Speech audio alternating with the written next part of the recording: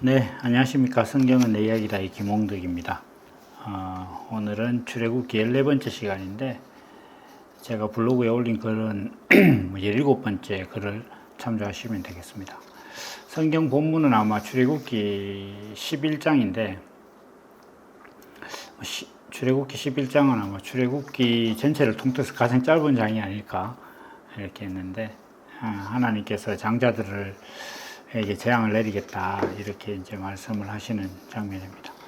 오늘은 한 가지 주제, 요약하면 한 가지 정도 핵심적인 걸 좀 다룰 텐데, 그건 뭐냐 하면은 성경이 말하는 아들이란 무엇인가, 아들이란 존재가 무엇인가, 그걸 한번 생각해 보겠습니다. 먼저 요 재앙에 들어가기 전에 총 애굽에 임한 재앙은 10가지인데 그 중에서 9번째까지 재앙은 이스라엘 백성들한테 재앙이 이제 안 임하고, 그러니까 애굽에는 재앙이 일어나는데 이스라엘 백성들 사는 동네에는 그게 일어나지 않았었어요. 근데 그런 그 혜택을 보는 데 있어서 이스라엘 백성들이 특별히 할 건 없었어요. 가만히 있기만 해도 9번째 재앙까지는, 애굽은 온 세상이 컴컴한데 이쪽에는 고센 지방은 밝고 막 이랬단 말이에요. 근데 이제 10번째 재앙만큼은 하나님께서 이스라엘 백성들한테 요구를 합니다. 어린 양을 잡아서 그 피를 문설주에 바르고 그 안에 모여서 고기를 먹고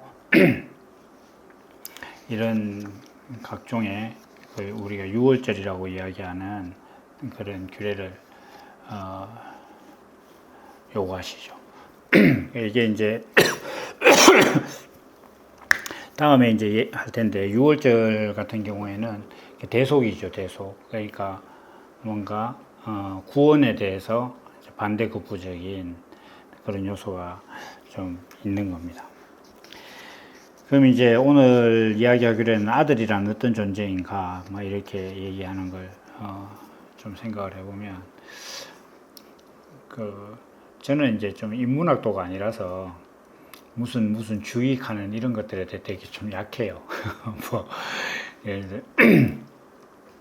그나마 전체주의 같은 말도 자주 쓰는 말인데, 제가 진짜 오랜만에 최근에 책을 한 권 읽었는데, 그 책을 통해서 전체주의 이런 거구나라고 깨달을 정도로 무슨 주의엔 좀 밟지 못한데, PC주의라는 게 있다 그래요.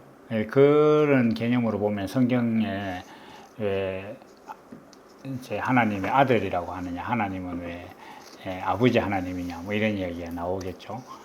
그러면 이제 어버이 하나님, 이렇게 어머니 하나님은 없냐, 이런 얘기도 하고, 그런 게 실제 이제 하나의 종파가 되기도 했어요.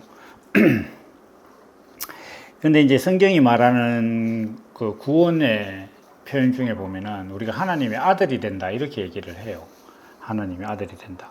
다른 아니냐 이런 이제 그 개념이 나오는데, 이건 이제 성경이 가지고 있는 어떤 성경을 서술할 때 기본적인 베이스 있잖아요. 수학으로 보면 무정의 용어 비슷하게 성경에 깔려 있는 기본 흐름이 있는데, 그 중에 남자와 여자에 대해서 남자는 의를 가진 존재고 여자는 형식을 가진 존재다.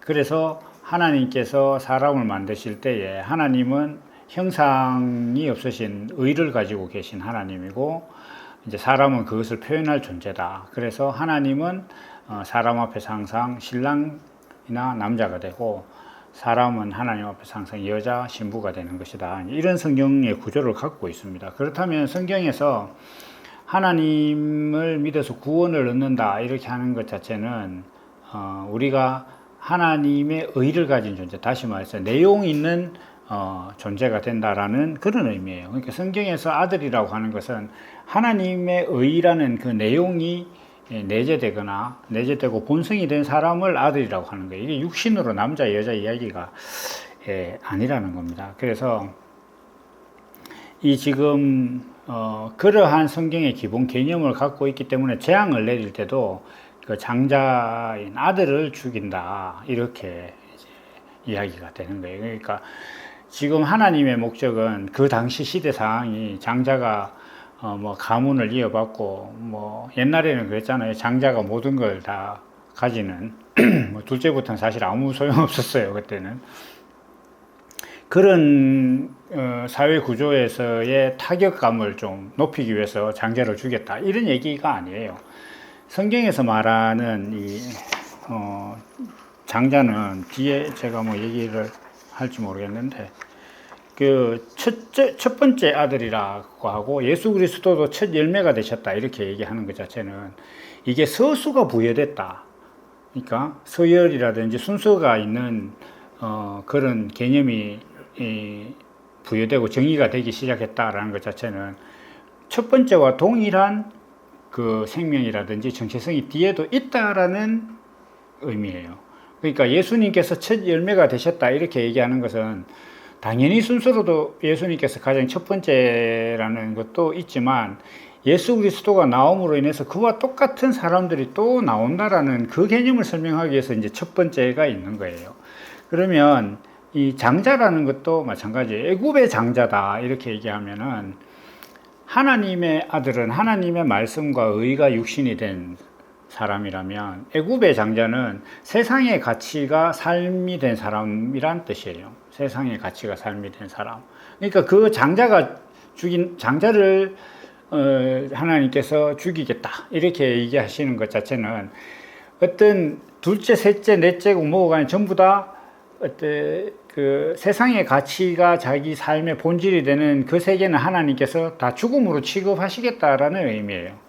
그러니까 굳이 뭐 이렇게 그 시대에 그 바로가 말을 안 들으니까 가문의 대를 이을 장자들을 다 죽임으로써 애굽의 진짜 타격감을 극도로 높여서 애굽을 항복하게 만들겠다. 이게 하나님의 의도의 본질은 아닙니다. 사실 우리 생각해 보면 10번째 재앙이 아니어도 9번째 재앙까지만 해도 뒤에 보면은 뭐 8번째, 9번째쯤 되면은 애굽의 신하들이 바로에게 찾아가가지고 나라 다 말아먹으려고 하냐. 지금 이게 무슨 짓이냐. 빨리 보내라. 뭐 이렇게 갈 정도로 애굽 백성들은 이미 공포에 떨어 있어요. 그건 뭐냐면은 굳이 장자를 죽이는 엄청난 충격을 주지 않아도 애굽은 항복한 상태란 말이에요. 항복한 상태인데 하나님께서 이 결정 짓는 건 뭐냐면 지금 이 출애굽기라는 얘기 자체가 구원의 얘기니까 구원이라는 것은 어떤 세계가 내게서 죽어나가고 어떤 세계가 시작되어야 되는 걸 지금 설명하는 거예요. 그래서 구원이라는 것은 하나님의 아들이 되는 것. 그러니까 하나님의 말씀이 내게 육신이 되는 그런 거예요. 반대로 이 재앙이라는 것은 아들이 죽는 거잖아요. 그건 뭐냐 하면 나의 의가 삶이 되는 나의 의로 살아가던 그 삶이 사망으로 끝나는 거예요. 그러니까 지금 이 재앙이라는 것에 대해서 제가 계속 말씀드리고 있는 것이 뭐냐면은 수천 년 전의 이벤트가 아니라 나라는 한 자아 내에서 어떤 것, 내 자아가 어떤 삶을 살면 재앙이 되고 어떤 삶을 살면 구원이 되느냐의 이야기다. 이 얘기를 말씀을 드리고 있는데 그렇다고 하면은 내가 육신으로서 세상의 가치를 내 육신의 어떤 본성으로 삼고 살아가면은 그 장자를 하나님께서 죽이시겠다. 그러니까 그거는 뭐냐면 그러한 가치관으로 나오는 어떤 그게 몇 번째가 되더라도 어떤 삶이라도 그건 내가 용납하지 않겠다. 그러니까 성경에서는 하나님이 그렇게 살아가는 인생 전체를 통틀어서 그냥 죄와 사망 가운데 있다. 뭐 이렇게 딱 정리를 하시는 거예요. 그건 다 죽은 거다. 이렇게 하는 거예요. 그래서 이제 명확하게 대비가 됩니다. 구원은 아들이 되는 것이고 재앙은 아들이 죽는 것. 아들이 죽는 게 있어야만 또 구원이 있는 거예요.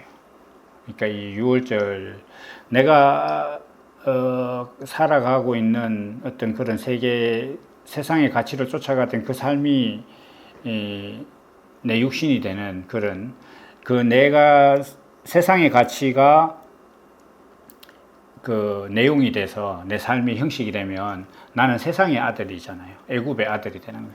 그런 나의 자아가 죽고 나야 구원이 있는 거예요. 그러니까 이 아들이 죽음으로써 이스라엘 백성들이 애굽을 벗어나게 된다는 것 자체는 우리 한 개인이 세상의 가치가 자기 삶의 어떤 동력이고 본질인 그 삶이 끝나는, 그러니까 세상의 가치가 형식이 되는 세상의 아들이 세상의 장자, 애굽의 장자가 내게서 죽어야만 그 어떤 그 하나님께 희생을 드리는 하나님의 말씀이 육신이 되는 그런 아들이 된다. 지금 이걸 예수님께서 말씀하시는 거예요. 하나님께서 말씀을 하시는 겁니다. 그래서 이제 다시 한번 이제 재앙이라는 것이 그렇게 전개된 것이라면은 잘 생각해 보면은 우리가 구원이라는 것에 대해서 하나님의 아들이 되는데 이 하나님의 아들이라는 존재에 대해서 성경은 어떻게 말하느냐 하면 예수님을 말씀이 육신이 되었다 이렇게 했어요. 그리고 난 다음에 이제 변화산에서 하나님께서 예수님을 이는 내 사랑하는 자요 내 기뻐하는 자다 이렇게 이제 말씀도 하시죠. 그래서 우리가 이제 구원을 받고 하나님의 아들이 된다는 것 자체는 하나님의 말씀이 내 육신이 되는 거예요. 이게 좀 추상적인 것 같은데 어떤 하나님의 말씀이 내 삶의 본성이 되는, 그러니까 나는 그냥 살 뿐인데 돌이켜 내 삶을 이렇게 돌아보면은 내가 그리스도여서 그렇게 살았구나라고 자기 자신을 회고할 수 있을 정도의 삶이 돼야 되는 거예요. 우리가 이런 거 있잖아요. 나이가 이제 저도 이제 50대 중반을 넘어서고 있는데 친구들을 이제 최근 들어서 한 번씩 만난단 말이에요. 그 만나서 이렇게 얘기를 하면 인생이 그렇지 라든지 다 그렇다 이런 얘기들을 한단 말이에요. 이제 어느 정도 조금 살아보니까 그건 뭐냐면 내가 가지고 있는 정체성이 사람이고 인생이니까 그 인생이 가지고 있는 정체성이 그렇다라는 걸 이제 자기가 아는 거예요. 그렇게 살려고 안 했는데도 불구하고 그렇게 산 것들이 이제 축적된 거지. 이제 우리 나이쯤 되면은 축적된 것들을 오래전에 이제 알았던 친구들끼리 모이면 옛날에 꿈꾸던 건 그게 아닌데 우리는 지금 이렇게 살았구나 얘기를 하면서 돌아보면 그거 인생이 그렇지 이렇게 얘기한단 말이에요. 그러니까 이 그리스도로 거듭났다는 것도 하나님의 말씀이 육신이 됐다 이렇게 하는 것도 나는 그냥 내 마음대로 사는 것 같고 심지어 나 예수 이제 안 믿을래 이렇게 얘기를 해도 돌아보면은 성경대로 살고 있는 인생이 그렇다 이렇게 하듯이 그리스도란 그렇다 내 하나님의 말씀대로 산다는 건 내 인생이었다 이렇게 되는 게 하나님의 말씀이 육신이 된 하나님의 아들이에요. 그러니까 사람이 이렇게 막 살아도 아이고 아버지하고 똑같다 이런 얘기를 듣게 되는 게 그 유전적인 본성이 그렇다는 거예요. 그리스도라는 존재로 거듭나면 그렇게 된다는 거죠. 그래서 이것이 우리의 구원의 본질적인 거예요. 이거 정말 잘 생각해 봐야 되는 게 사람들이 막 교회에 가서 내가 예수님처럼 살려고 노력한다 내가 살 수 있도록 하나님 도와주십시오 이렇게 얘기하는데 하나님께서 도와주시는 방법이 이미 분명하게 얘기했습니다. 하나님의 아들이 되는 거예요. 말씀이 육신이 되면 말씀이 육신이 됐는데 말씀대로 살 수밖에 없어야지. 그런데 성경대로 살려고 노력한다? 이 노력은 이루지 못한 사람들의 수고예요. 이루고 성공한 사람들의 수고는 누림이에요. 노력이 아니라 그냥 그걸 누리는 거예요. 자기한테 완성된 건 누리는 거예요. 제가 늘 비유로 말씀드리는 게 수능을 공부하고 있다는 것 자체는 대학생이 아니라는 얘기예요. 대학생이 되었다면 대학 생활을 누리는 거예요. 우리 사회는 누린다고 하기엔 좀 척박하긴 하지만 그래도 어쨌든 간에 대학생으로서 살아가는 거죠. 근데 이게 대학생으로 살아가는 것과 수능을 준비하는 것은 명확한 신분의 차이가 있는 거예요. 대학생이라는 걸 놓고 보면. 그리스도로 거듭나고 구원받은 사람은 성경대로 살 수밖에 없는 거예요. 대학생이 된 사람은 야, 대학생이 그래 살아서 되겠느냐라는 말은 들을 수 있어도 네가 그건 대학생이 아니야. 자기가 대학생이라고 부인할 수가 없는 거예요. 이미 대학에 들어가 있으니까. 그걸 벗어나려면 자퇴를 해야 돼. 그런데 수능을 준비하는 사람은 아직 대학에 못 들어갔기 때문에 자기가 어디서 대학생 신분증을 위조해서 다녀도 머리를 기르고 다니고 술집에 가서 술을 마시다가도 신분증 검사하면 이제 큰 사단이 나는 거예요. 그처럼 그리스도로 거듭났다면은 그냥 난 그냥 사는데 야, 니 예수 믿는 그리스도라는 존재가 그런 행동을 보여서 되겠느냐라는 말은 들을 수 있어도 그리스도가 되려고 노력하지는 않아요, 이 사람은. 다시 이야기해서 성경대로 살려고 노력하지는 않는다는 거예요. 자기 스스로가 내가 이거 성경대로 못 살았구나, 아니 내가 참 성인답지 못하네, 이런 반성은 할 수 있어도 성인이 되려고 노력하지는 않는다는 거예요. 이게 굉장히 중요한 겁니다. 그래서 오늘 이제 우리가 아들이라는 개념을 이렇게 생각을 해볼 때, 물론 이제 재앙이라는 것과 유월절이라는 걸로 연결이 돼야 되지만은, 아들이라는 정체성을 이제 이 시점에서 한번 깊이 생각을 해본다면은, 성경은 지키려고 노력하는 거 아니다. 그런데 이 성경은 정말 재밌게 구조가 되어 있어요. 예수님께서 말씀이 육신이 되었다 이렇게 했는데, 그 예수님의 태어남을 어떻게 표현하냐면 성령으로 잉태되었다 이렇게 얘기하는 거예요. 그러면 우리가 하나님의 말씀이 내 안에서 어떻게 육신이 되느냐 이렇게 했을 때, 그 성령이 내가 듣고 묵상한 말씀이 생명이 되게 하시는 거예요. 그래서 예수님께서도 내가 가야 된다, 내가 가고 나면 성령이 오셔서 내가 말한 모든 것들을 생각나고 기억나게 할 것이다, 이렇게 예수님께서 말씀하셨어요. 제자들도 그랬어요. 제자들도 그리스도가 십자가를 진다니 이걸 자기들이 도저히 이해를 할 수가 없었어요. 가룟 유다를 뺀 11제자는 예수님이 그리스도인 건 알겠는데 왜 그리스도가 십자가를 지는지 도저히 몰랐어요. 그래서 부활하신 예수님을 만나고 또 도망갔단 말이에요. 베드로와 한 사람은 저기 엠마오로 막 도망가고 막 이랬단 말이에요. 예수님께서 부활하셔서 물고기 150마리를 잡아놓고 제자들한테 말씀을 하고 있는데도 제자들 마음이 안 기뻤단 말이에요. 이 지금 상황이 무슨 상황인지 모른다 이게 지금. 그런데 이 제자들이 어떻게 바뀌느냐? 오순절날 성령이 오시니까. 제자들이 오순절 성령 이전에는 그리스도가 어떻게 십자가에 못 박혀질 수 있느냐, 하나님의 아들이 왜 죄인이 돼서 십자가를 지느냐에 대해서 자기들이 도저히 이해를 못했던 거예요. 그런데 그 사도행전을 읽어보면 어떻게 되어 있냐면은, 성령 강림이 있고 난 다음에 이 사람들이 뭐라고 하냐면 십자가에 못 박힌 예수가 그리스도라고 전하는 거예요. 완전히 다른 거잖아요, 이게 지금. 완전히. 그러니까 이전에는 자기가 그리스도라고 믿는 예수가 십자가를 진다는 걸 도저히 자기가 용납을 못했는데, 성령이 오시니까 십자가에 못 박힌 예수가 그리스도라고 전하기 시작합니다. 그때부터 그렇게 전해졌다 이렇게 돼 있거든요. 그러니까 그것처럼 우리도 지금 이렇게 나누는 말씀이나 성경이나 이런 말씀을 묵상해서 자기 안에 있던 것들이 어느 날 성령이 오셔야 이게 자기 있게 돼요. 그게 그렇게 자기 안에서 잉태가 돼야 돼요. 진짜 사람 몸속에서 생명이 잉태되듯이 잉태가 됐을 때 내 안에서 그 말씀이 본성이 되기 시작하는 거예요. 그러면 그게 이제 자라서 하나님이 보시기에 또 사람이 보시기에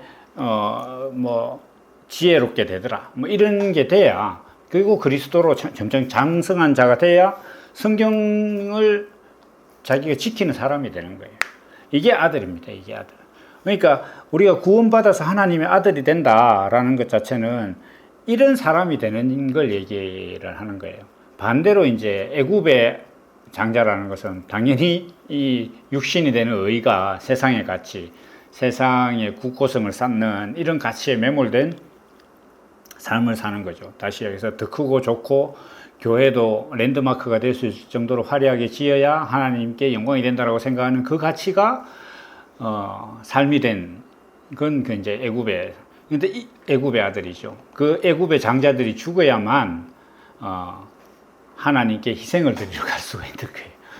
그래서 내 안의 사건에 내가 세상의 가치를 추구하는 그 의로 일구원의 내 삶의 형식이 다 무너져야, 그런 종말이 맞아야 내가 비로소 여호와께 희생을 드리는 그런 존재가 된다라는 그런 기본적인 하나님의 어떤 철학, 계획, 말씀, 이게 있어서 지금 이 장자들에 대한 재앙을 하나님께서 내리신 것이다 라는 것을 좀 이해를 하시면 우리의 구원과 왜 장자가 죽어야 되는가 라는 것들을 아마 이해하실 수 있을 겁니다.